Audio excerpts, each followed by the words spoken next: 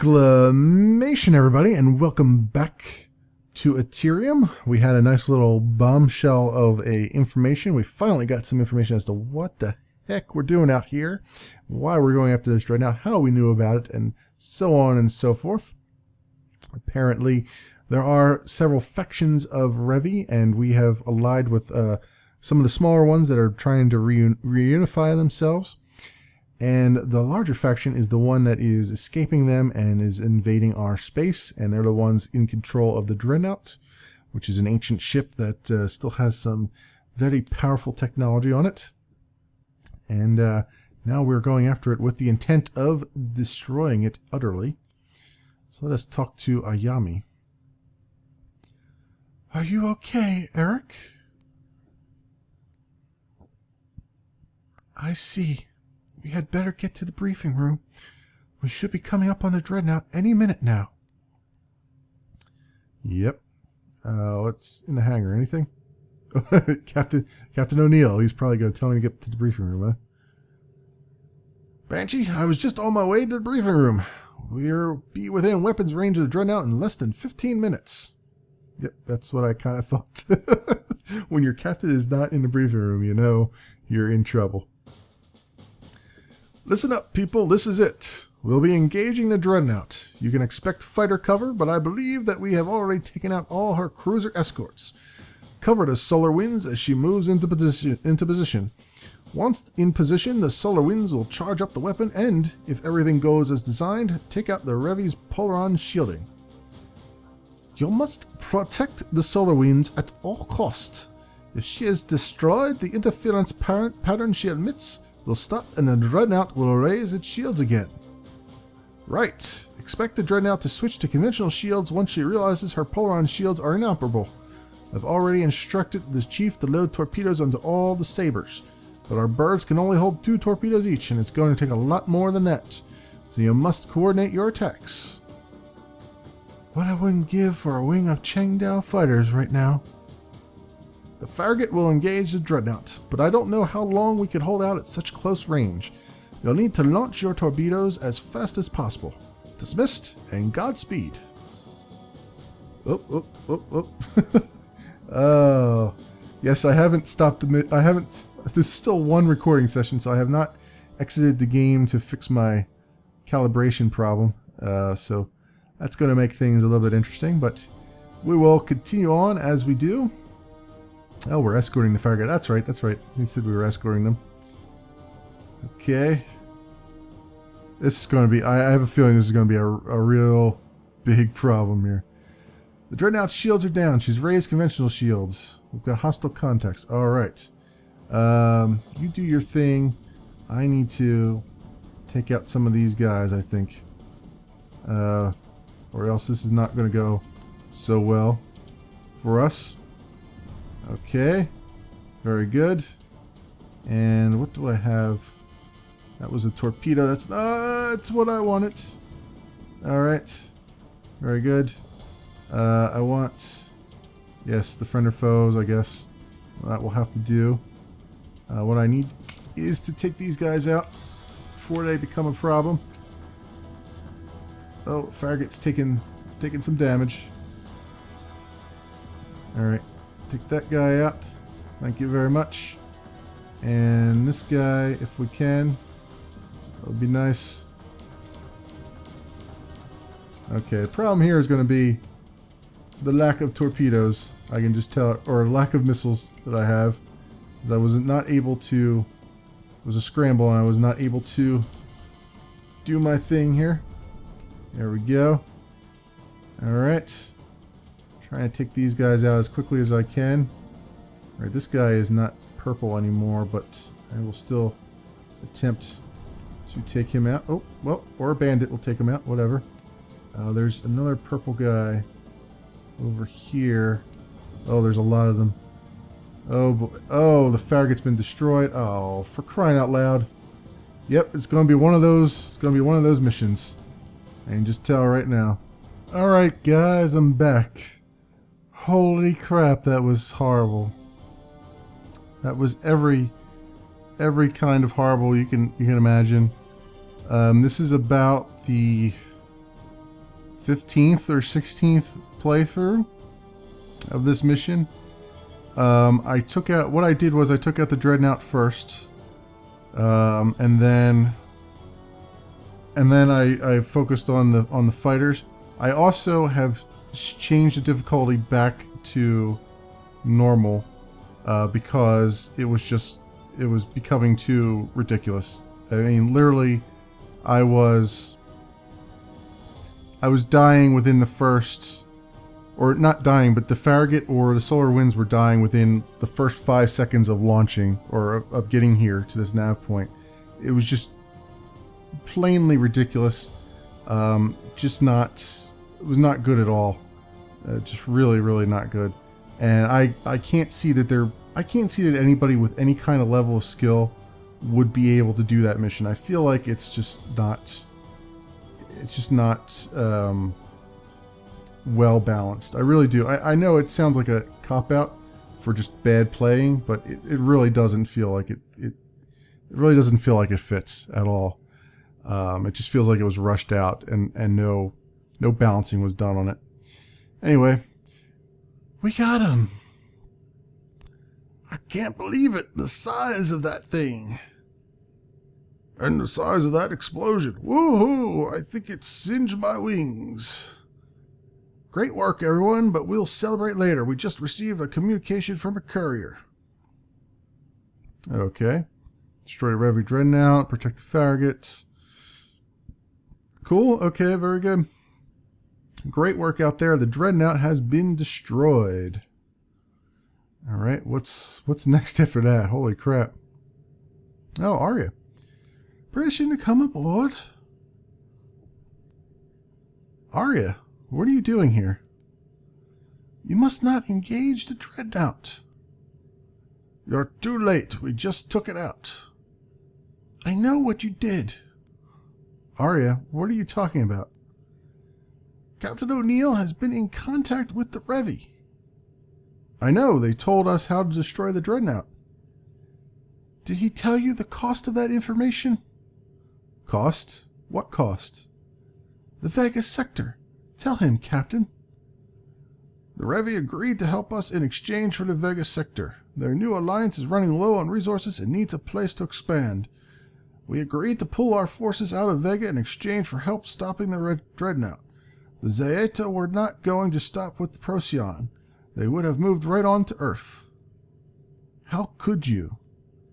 If that Dreadnought had jumped to Procyon, it'd be just one jump away from Earth. If we had not stopped it here or now, we would have lost Earth. Saving Earth and making a new ally, I'd say that's worth a backwater sector.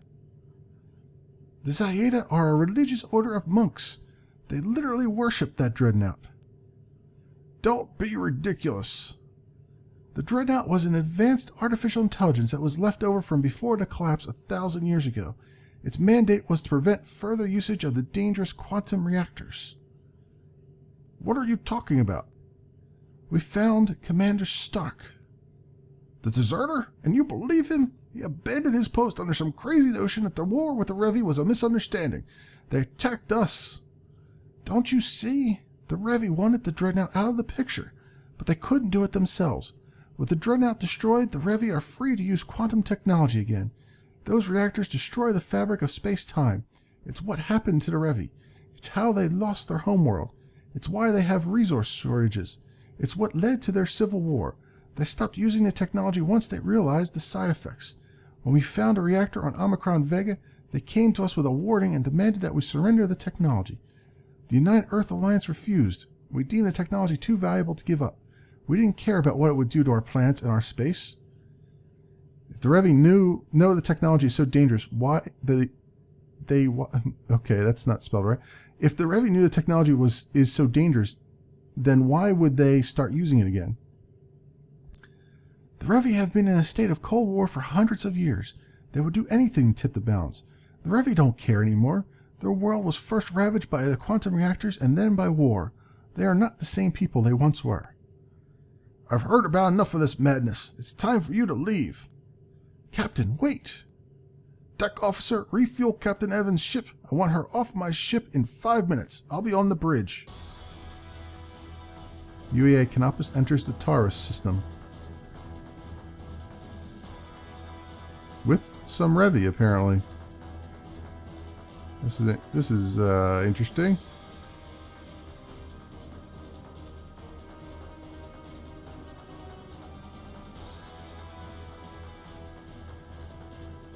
Banshee, you better come with me. What's going on? We're not going to let Vega fall into Revi hands. We've made an alliance with the Zaeta. Are you out of your mind? We're going to take out that reactor in Procyon, and then we're going to take back Vega. You can either join me or stay here. I can't let my home fall into Revi hands.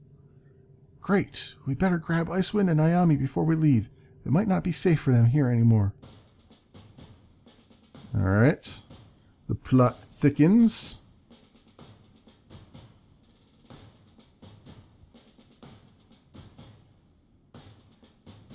Unfortunately, we didn't take any of those sweet fighters with us. Although I was getting kind of tired of them, I guess. Alright. Let's do one more mission here. Oh, that other one was a rough one, that last one. But let's see what this one has in store for us. Let's talk to Icewind. I can't believe this. What are we doing here? The Alliance left us behind. They abandoned us to the Revi when they withdrew back to Sol. Well, that's what Arya says. I don't really trust her. Did it not strike you as odd that we were evacuating the bead system, one of the most important systems in Vega? Should we not have defended it? The Revi were overpowering us. If there was any place to make a stand, it would have been Bead. We literally handed it to them. I wouldn't say that. We put up a good fight. There were no other forces besides the local military, the militia, and us. The Alliance could have sent reinforcements. You're starting to sound like Arya. Guess it's just because you're from the line. You don't really understand people from Earth like me. Nobody understands you, Icewind. Nobody.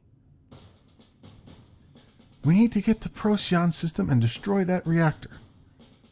Are you insane? No, I won't do it. It's dangerous. It must be destroyed.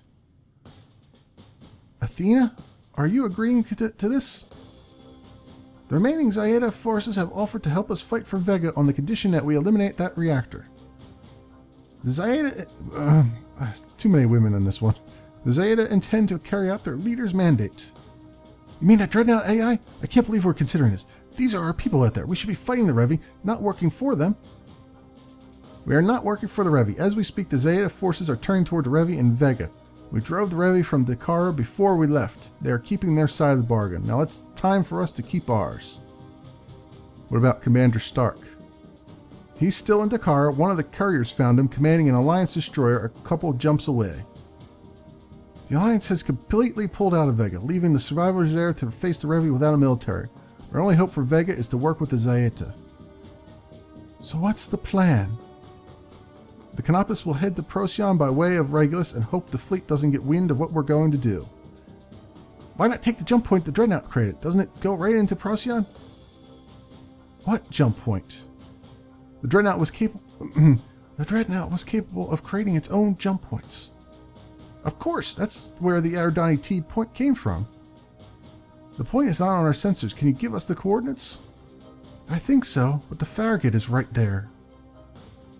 Let's hope Captain O'Neill will be reasonable about this. Alpha Wing, you'll fly escort for our fleet. I do not want to have to engage the Farragut. Do not fire first. If the Farragut or any of our fighters engage us, you're clear to return fire. Mjolnir and our new Revi friends will remain behind to keep an eye on the Farragut. Aren't we going to need their help? This is our fight. It would look bad if we arrive in Procyon with a Revi fleet. We will have to do this ourselves. I still don't like this idea. All fighters are on standby. Only Alpha Wing will fly escort. I don't want to appear intimidating. Oh sure, 2 Revi cruisers in formation with us and she doesn't want to look intimidating. Quiet, Icewind. Okay, pilots, to your fighters. Okay, Alpha Wing will consist of Ayami and Banshee. Banshee will fly lead. Escort the Canopus, Mjolnir, and Revi ships to Nav 1. The Farragut is most likely still at this location. Engage only if they fire first. Do not provoke the Farragut. Dismissed. Oh, you know that they're going to fire first. Especially since I can't change my hard points. Yes, this is going to be interesting. All right, we're cleared for launch, and we're on a proper flight deck now. Okay, let's see what we can do about this. We've got a hell of a fleet that we're escorting. Just the two of us. Just the two of us escorting a giant fleet. Okay, there's the Farragut Alpha Wing. Escort us to the jump point. UAA Canopus, do not approach or you'll be fired upon. We have you outnumbered. Stand down, you won't be harmed. Major Wong, have you treason? Wow, that is going way too fast. There ain't no way I could read all this that fast. Canopus, we will open fire. Don't be a fool. Stand down. Alright. Farragut is standing down. Alpha Wing, dock immediately. We're jumping. Alright. Very good. UAA Canopus, request landing. And, come on. Let's get in here. And I'm just going to autopilot this time. To hell with it. There we go. Well, at least I didn't have to use any weapons this time around. So far, no problems. Next stop, Procyon. Okay. And Chapter 12. There is much confusion surrounding the birth of the Free Republic of Vega. While President Lance Stark is commonly credited as its founder, the real credit should go to the brave crew of the Canopus. Captain Arya Evans... UAA Canopus enters the Procyon system. Alright. What do we have in store for us now? This is... If that last mission was that bad, this one I can only imagine what it's going to be. And I guess you guys will have to imagine what it's going to be, because it's not going to come until the next episode. Thanks for watching, everybody. I'll see you next time.